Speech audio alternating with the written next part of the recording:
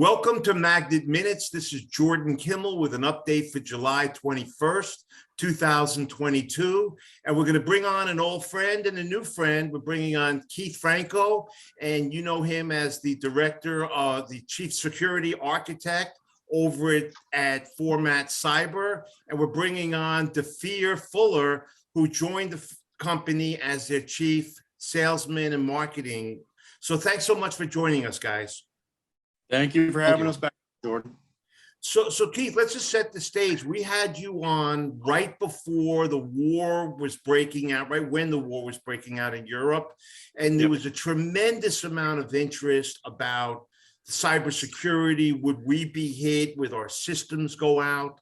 But frankly, this is not a new issue. It's not a new business. So let's just take a couple minutes. I know that your firm helps smaller companies, individuals, and some large companies as well. So set the stage for Format Cyber and exactly what you guys do, and then we'll get into some more meat about some other companies.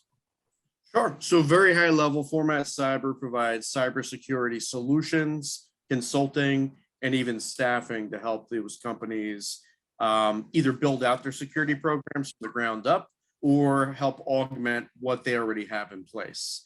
So that, again, that could be taking the form of placing cybersecurity professionals or helping a client determine which cybersecurity solution is the best fit for them. Well, fantastic. And, you know, so we just hear endless stories of ransomware for large organizations. We hear a lot of, and I'm not saying it's hype, it's a lot of fear about utilities being taken down and the grid. And so we have your partner Dhafir in here, and Dhafir is on the road. He shared before, he's not going to disclose what he's doing, but he's over at West Point today. So Dhafir, thanks so much for joining us, and share a little bit, maybe your own background if you'd like, and how you're helping the firm. Sure. Thanks, Jordan. My name is Dhafir Fuller, and I'm in Director of Sales and Marketing. My background is primarily marketing, and that's what I went to school for. And digital strategy, various facets within that, SEO, pay-per-click marketing, things like that. And I also have a foundation in JavaScript, front end, back end programming, and so happy to join Format Cyber, and I'm helping develop our marketing and sales program in a very, very, very crowded space. Yeah, and so that's a great comment. We were talking about that before we got started, and Keith, so we do Magnet Minutes. It's a great service for our clients to really understand what we do. I am personally on the investment side. That's my business. And so love the cybersecurity needs and interests. But what we've talked about is I run a model called Magnet. It's growth at a discount and high quality companies. And even though these companies are high quality, there is no discount. These companies are very expensive, probably because of I'm not saying it's hype, but the interest in the field. So, maybe you want to share, you could dig a little bit deeper into, some, not necessarily a contract, whatever you want to share, but maybe some tips for companies, how exactly you help them. And then maybe we could even talk about the large public companies and maybe how you interface and bring their products to your clients. Sure. I would say high level, there are some basics all organizations should be doing. First of all, you should have a set of policies defining what it is you're trying to achieve in terms of security at your organization. And that's going to be based on the risk tolerance of different companies. So, the needs of a healthcare organization are going to vary quite a bit from, say, a fashion retailer versus like Goodyear that manufactures tires. So you really need to consider the elements of the business and couple that with a risk mindset of what is it you're trying to prevent, what are the costs associated with not preventing those risks, and what are the costs of implementing the controls and technologies to mitigate them. So some of the basics everybody's going to have to do are, your traditional antivirus, your firewalls, your email and your web security. And on the personnel level, you should absolutely be doing cybersecurity awareness training. preferably more than once a year. You don't want to just try to jam that in December over a 1 week period and expect anybody to retain that, because you have to keep in mind, cybersecurity is literally like Greek to most people. And if you tried to learn Greek by studying it for 1 week per year, you're never going to get anywhere. And you want to also couple that with the phishing exercises periodically. Some companies go a bit overboard, I think, which can have a reverse or an inverse impact where it generates some ill will and distrust from the employees. Right. So Keith, but before you go on, because you're so close to the weeds, when you say fishing, it's the summertime. That's not what you're talking about. You're not talking about reels and rods, right? No. We're talking about email-based attacks where the cyber attackers will generally try to impersonate somebody either within the company or a trusted third party, or maybe a consultant that everybody's familiar with. And by doing that, the hope is that when you see that email from that trusted entity, you will inherently trust the content. And if there's a link or an attachment, you will, without really thinking, you'll just kind of reflexively go ahead and open it. That's the expectation. And quite frankly, it does work a good amount of the time, which is why, that's been going on for decades, and they continue to use that tactic. The human element does tend to be one of the weak links in the cybersecurity fence. That's what I guess. And, so you all of a sudden you're looking at your phone or so, you get a pop-up, your Amazon account was hacked, please click on this link, or, 100 kind of attempts like that. And so you could put in all the high-end security and gates and chains around. But like you say, I think it's the human element that is probably easiest defeated, right? Definitely. That's not to discount the technical elements, vulnerability management, where, you hear about, like, I don't know if you've heard of these, but, Log4j and, some of these other, the SolarWinds breach a couple of years ago. I mean, these can have a real measurable impact on organizations too, and they do need to be considered. But even after you batten down those hatches, you're always left with the human element, because, you can't eliminate human impulsiveness and human error. And it's not in cybersecurity, it's in all walks of life, car accidents and tripping and falling off ladders and everything else. Right.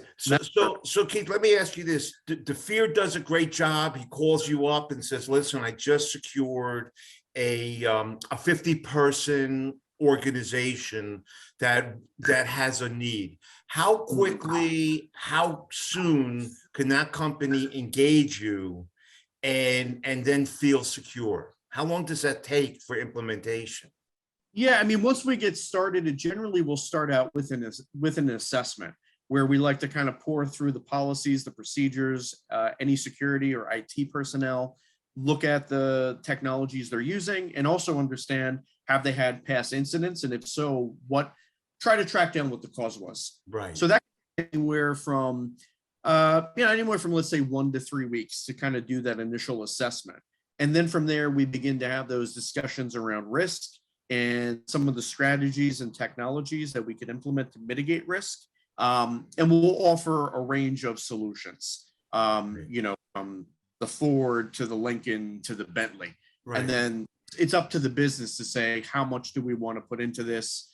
What is our risk tolerance? So I would say, we're looking at, all told, anywhere from maybe 6 weeks on the low end, potentially up to 6 months if it's a real sophisticated environment. Yeah. I'm surprised at that. So it's not like calling a locksmith No, and at the end of the all. day, there's a new lock on your door. It's really a complex organization that you have that brings the security to other groups. I'm impressed. I thought it was going to take a little bit shorter than that. So let me ask get you this. bits and pieces in place, Yeah. sure, but like holistically, it takes time to really mature it. Right. So you're not only hardware, you're really, to me, that sounds then like security consultants, and you're working, hand in hand with the customers.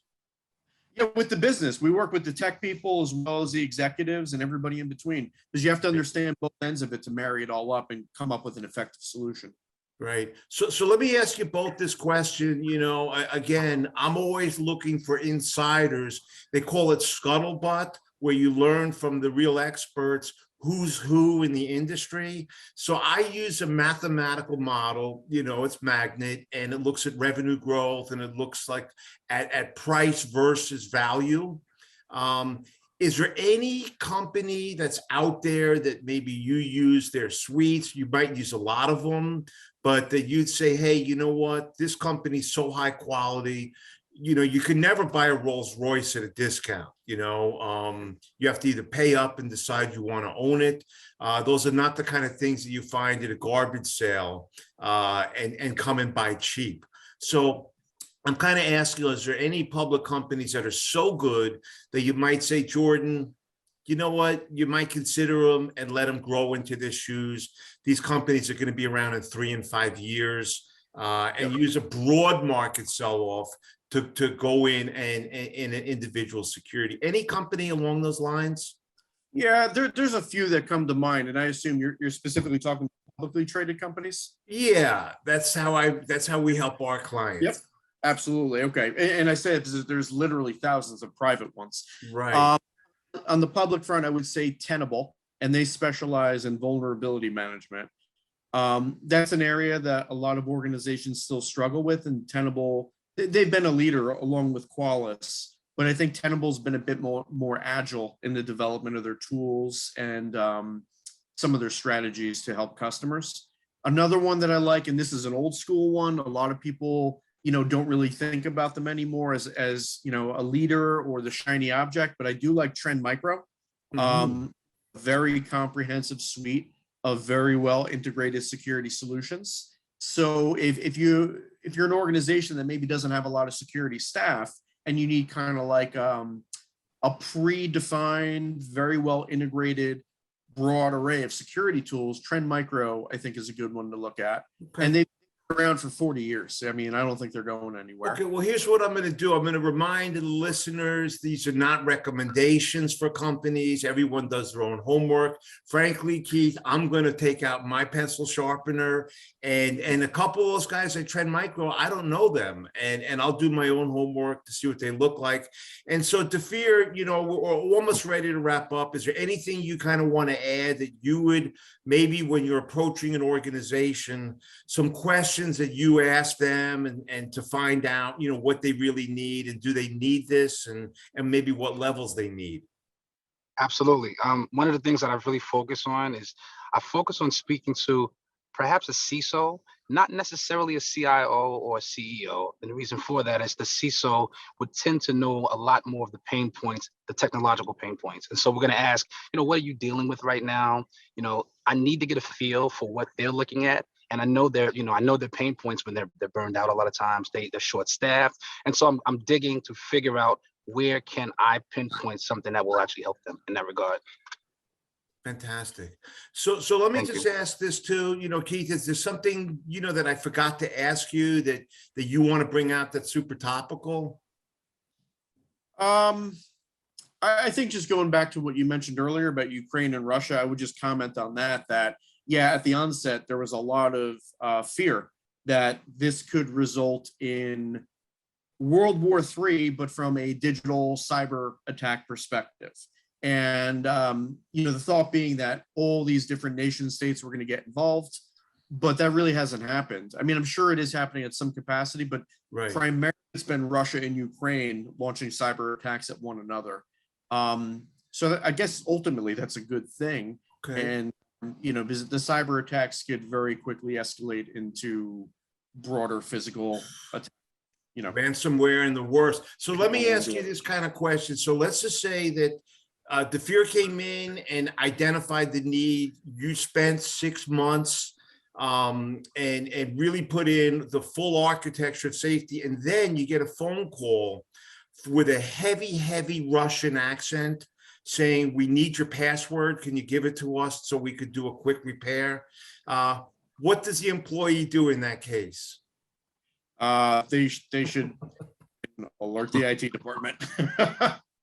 But the key is, and they don't need to have a heavy Russian accent, right? The point is, when you get a phone call and someone says, "Hey, we found a quick incident in your company," you mentioned phishing, the PH, it comes through email. But I understand this happens with these really innocent, well-placed calls to vulnerable employee, and the next thing they do is passwords out, systems down, and Keith and Dhafir and the whole team are put obsolete from a human breakdown.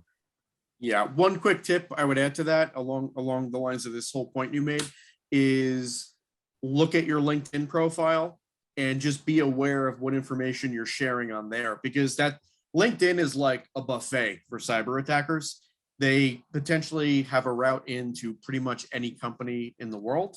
They can do a whole map of the org structure and understand who the key players are and the gatekeepers are.